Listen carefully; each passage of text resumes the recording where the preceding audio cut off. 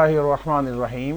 عزیز طلبہ، آج کے لیکچر میں آپ اسلامیات انٹر پارٹ 1 میں باب نمبر 2 میں محاسن اخلاق کی تفصیلات کے بارے میں شارٹ کوسچنز اور MCQs دیکھیں گے اور سنیں گے۔ کثیر الانتخابی سوالات۔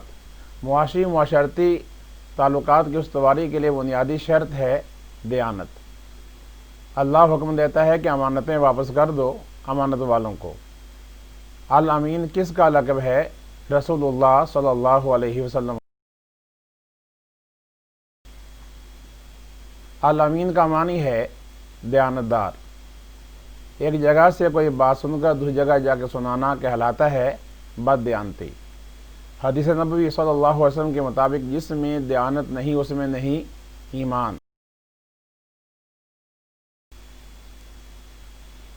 ہمارے اکثر معاملات کی بنیاد ہوتی ہے وعدوں پر۔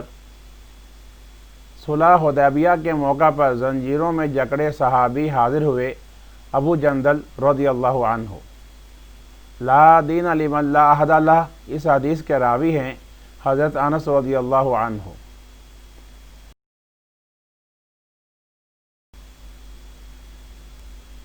ایک عالمگیر حقیقت ہے سچائی۔ تمام انبیاء تھے راست گفتار۔ سچائی کا سرچشمہ ہے اللہ تعالیٰ کی ذات۔ عدل کس کے قریب ہے؟ پرہیزگاری کے۔ نبی کریم صلی اللہ علیہ وسلم نے سلطان عادل کو کیا قرار دیا ہے؟ اللہ تعالیٰ کا سایہ۔ کس قبیلے کی عورت فاطمہ نے چوری کی تھی؟ بنی مخزوم۔ عبادات کی مقبولیت کے لیے لازمی شرط ہے کسب حلال۔ حرام رزق پر پلنے والے جسم کو ایندھن بننا چاہیے جہنم کا۔ ناجائز ذرائع آمدن ہیں سود، رشوت۔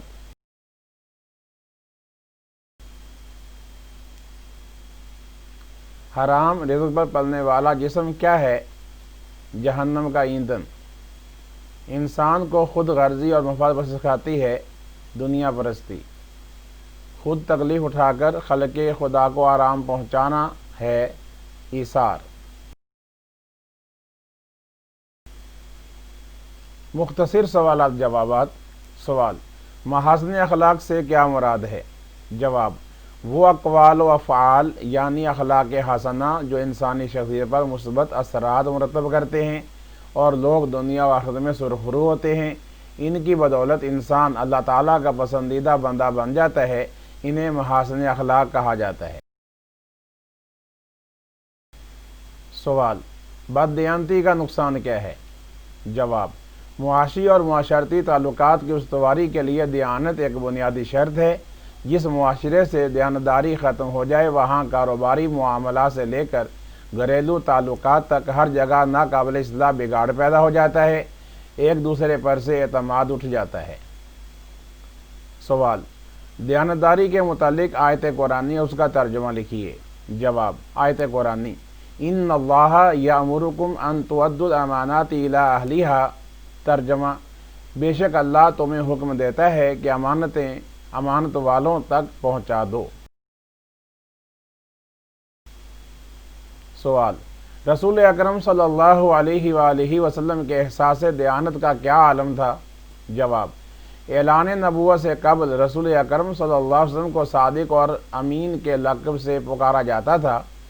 آپ کے احساس دیانت کا یہ عالم تھا کہ مدینے ہجرت کرتے وقت بھی ان لوگوں کی امانتوں کی ادائیگی کا اہتمام فرمایا جو آپ کے قتل کے منصوبے بنا رہے تھے۔ سوال: دیانت کے متعلق حدیث نبوی لکھیے۔ جواب: نبی اکرم صلی اللہ علیہ وآلہ وسلم نے ارشاد فرمایا جس میں دیانت نہیں اس میں ایمان نہیں۔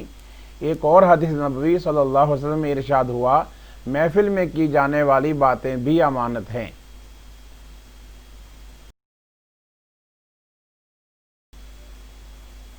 سوال: ایفائے عہد کی اہمیت بیان کیجیے۔ جواب: انسانوں کے باہمی تعلقات میں ایفائے عہد کی بڑی اہمیت ہے۔ ہمارے اکثر معاملات کی بنیاد وعدوں پر ہوتی ہے۔ یہ وعدے پورے ہوتے رہیں تو معاملات ٹھیک رہتے ہیں، اگر ان کی خلاف ورزی شروع ہو جائے تو تمام معاملات بگڑ جاتے ہیں۔ سوال: انسانی وعدوں میں اہم ترین وعدہ کون سا ہے؟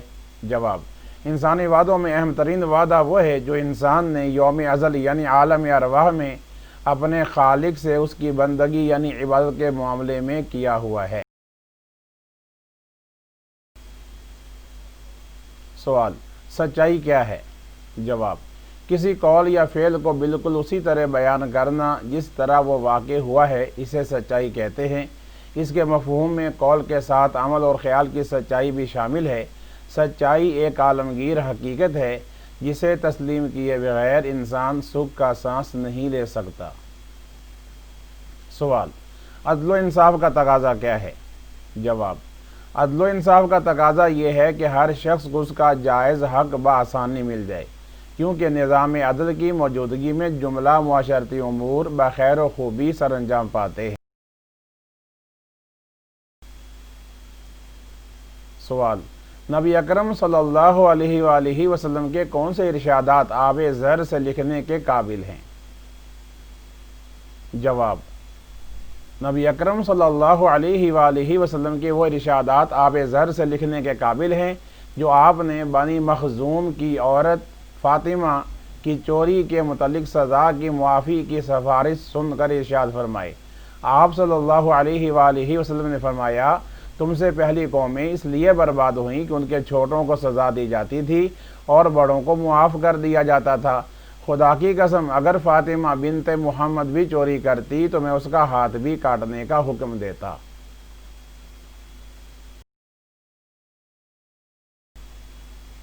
سوال، قانون شکنی کی دو وجوہات بیان کیجیے۔ جواب، قانون شکنی کی دو وجوہات یہ ہیں: نمبر 1، خود غرضی اور مفاد پرستی۔ نمبر 2، اپنے آپ کو قانون سے بالاتر سمجھنا۔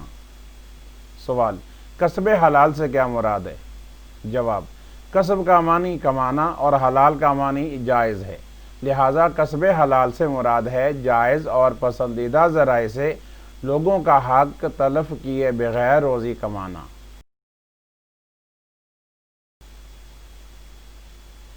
سوال، ناجائز ذرائع آمدن کون کون سے ہیں؟ جواب، ناجائز ذرائع آمدن درج ذیل ہیں: ناانصافی، بددیانتی، رشوت ستانی، سود خوری، چوری، ڈاکہ زنی، ذخیرہ اندوزی، فریب دہی اور جوا بازی وغیرہ۔ سوال، حرام کمائی سے بچنے کا سہل طریقہ کیا ہے؟ جواب، حرام کمائی سے بچنے کا سہل طریقہ یہ ہے کہ اعلیٰ معیار زندگی کا ڈھونگ رچانے کی بجائے سادگی، کفایت شعاری، میانہ روی اور قناعت پسندی کے اصولوں پر کاربند رہا جائے۔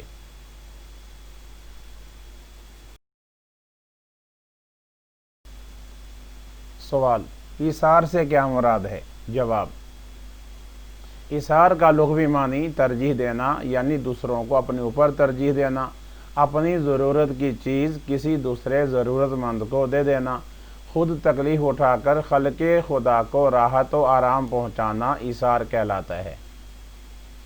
سوال، رومیوں کے خلاف جنگ میں حضرت ابوبکر صدیق رضی اللہ عنہ کا کیا کردار رہا؟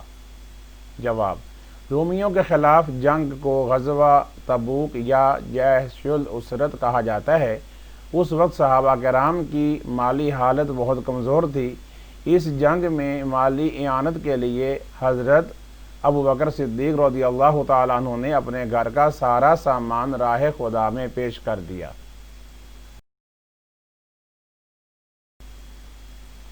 سوال، صحابہ کرام کے ایثار کا اثر انگیز واقعہ لکھیں۔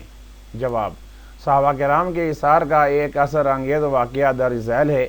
ایک مرتبہ بارگاہ نبوت میں ایک مہمان حاضر ہوا۔ اس وقت آپ صلی اللہ علیہ وآلہ وسلم کے دولت قدح پر پانی کے سوا کچھ نہ تھا۔ ایک انصاری صحابی اس مہمان کو اپنے گھر لے گئے۔ بیوی نے بتایا کہ گھر میں کھانا صرف بچوں کے لیے ہے۔ انہوں نے کہا، بچوں کو بہلا کر سلا دو، ہم فاقہ کر لیں گے اور تم کھانے کے وقت چراغ بجھا دینا تاکہ مہمان کو اندازہ نہ ہو سکے کہ ہم کھانے میں شریک نہیں اور وہ پیٹ بھر کر کھا لے۔ عزیز طلباء، آپ نے آج کا ویڈیو لیکچر ملاحظہ کیا۔ امید ہے کہ امتحان کی تیاری کے سلسلے میں یہ لیکچر آپ کے لیے مفید رہے گا۔ آپ سے گزارش ہے کہ نیکی کے کام میں تعاون کیجیے، ہمارے چینل کو سبسکرائب کیجیے، دیکھتے رہیے فیضان اسلامیات اسلامک چینل۔